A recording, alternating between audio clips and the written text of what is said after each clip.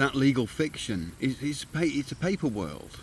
So therefore, when we're looking at like things like the Bible, we shouldn't be then taking them out into a real world. We should be creating a parallel to the legal fiction in the legal fiction world. Do you see what I mean?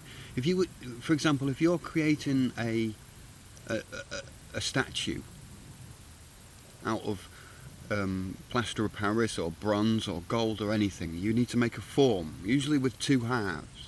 You make the form and then you pour in the gold or the plaster of Paris, and then you've got the form. Then you take the two halves away.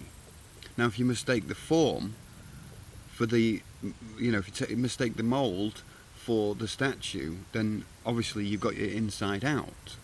And there's certain differences to the mould as there are to the statue. Now there's two halves and it has a centre drop point and things. So obviously mechanically it works different. So when you approach things like the Bible and the way the Bible kind of reads, as you read it, as it's read, there's two ways of reading it, depending on how or maybe more ways of reading it as well, because obviously you can read anything into anything. You can say a poem and say, oh, that's a lovely poem, but it wasn't devised for that. It was maybe a combination lock on a thing. So that the idea that a piece of literature has exterior meaning or morals or can be connected to, that would be obvious anyway because we're alive. And so my claim really is that the Bible is a literary connection between the literary world of Logos